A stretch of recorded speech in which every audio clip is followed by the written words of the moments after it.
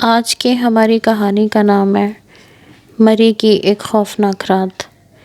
یہ مری کی ایک ایسی سچی اور خوفناک کہانی ہے جو آج بھی وہاں کے بوڑھے لوگ سناتے ہیں تو سننے والوں کی روح کانپ اٹھتی ہے۔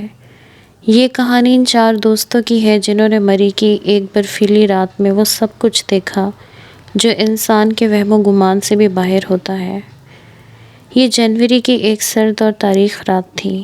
اسلم، کامران، عرفان اور حمزہ مری میں چھٹیاں گزارنے گئے ہوئے تھے۔ ان سب کا تعلق لاہور سے تھا۔ انہوں نے مری میں ایک پرانا مگر خوبصورت ہوٹل جس کا نام دی اولڈ اوک ہوٹل تھا بک کروایا تھا۔ یہ ہوٹل مال روڈ سے ذرا دور ایک ویران اور گھنے جنگل کے درمیان واقع تھا۔ اس کی پرانی عمارت اور پر اسرار خاموشی شروع سے ہی کچھ عجیب لگ رہی تھی، مگر انہوں نے اسے ایک محض وہم سمجھ کر نظر انداز کر دیا۔ ہوٹل کا ریسپشن بھی کچھ عجیب سا تھا۔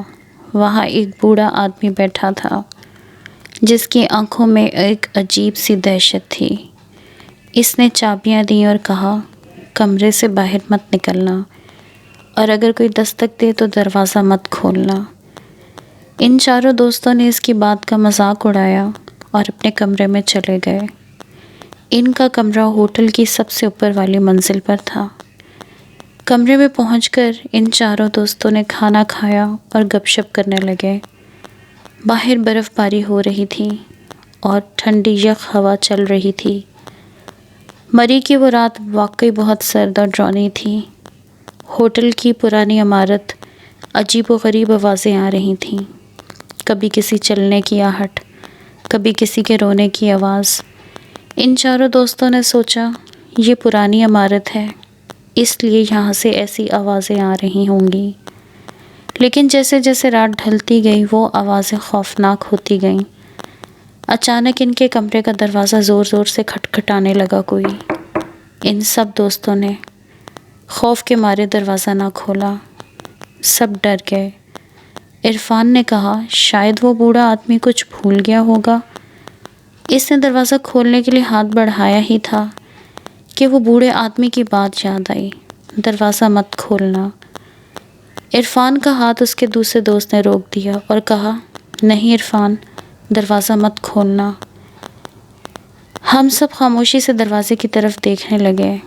دستک بند ہو گئی، لیکن اس کی جگہ ایک اور خوفناک آواز نے لے لی۔ ایسا لگ رہا تھا جیسے کوئی دروازے کو نوچ رہا ہو، اس پر پنجوں کے نشان بنا رہا ہو۔ ان سب دوستوں کی جان حلق میں آ گئی۔ اسلم نے ہمت کر کے پوچھا، کون ہے باہر؟ لیکن باہر سے کوئی جواب نہیں آیا، بس وہ نوچنے کی آوازیں تیز ہوتی گئیں۔ اچانک دروازہ زور سے کھلا اور ایک لمبا سایہ اندر داخل ہوا۔ وہ ایک عجیب سی مخلوق تھی جس کے چہرے پر کوئی نقش نہیں تھے، بس 2 بڑی بڑی سرخ آنکھیں تھیں۔ اس کا جسم کالے سائے جیسا تھا اور اس کے ہاتھ پنجوں کی طرح تھے۔ وہ مخلوق سیدھی عرفان کی طرف بڑھی اور اسے اپنے پنجوں میں جکڑ لیا۔ عرفان چیخنے لگا، لیکن اس کی آواز حلق میں ہی دب گئی تھی۔ وہ مخلوق عرفان کو لے کر کمرے سے باہر نکل گئی۔ ہم سب خوف سے تھر تھر کانپ رہے تھے۔ ہم نے جلدی سے دروازہ بند کیا اور اس پر بستر، کرسیاں سب لگا دیں۔ ہم نے پولیس کو کال کرنے کی بہت کوشش کی، لیکن سگنل نہیں آ رہے تھے۔ ہم سمجھ گئے کہ ہم اس ہوٹل میں پھنس چکے ہیں اور اب بچنے کا کوئی راستہ نہیں ہے۔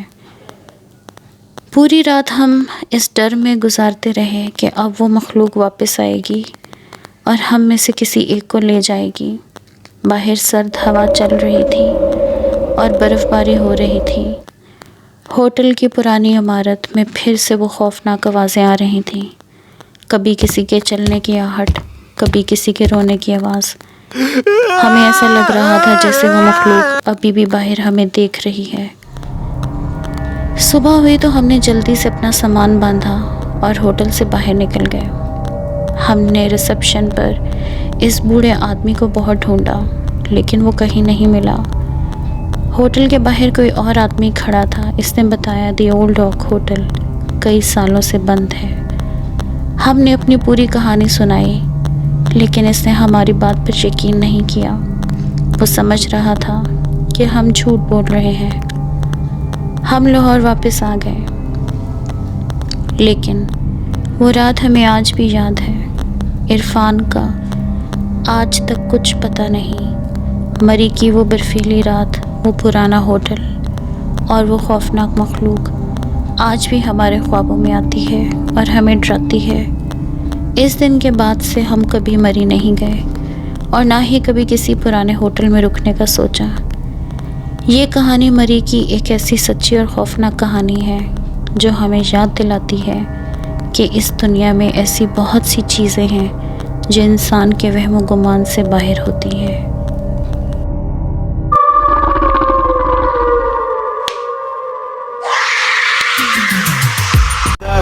It's caught in the crossfire.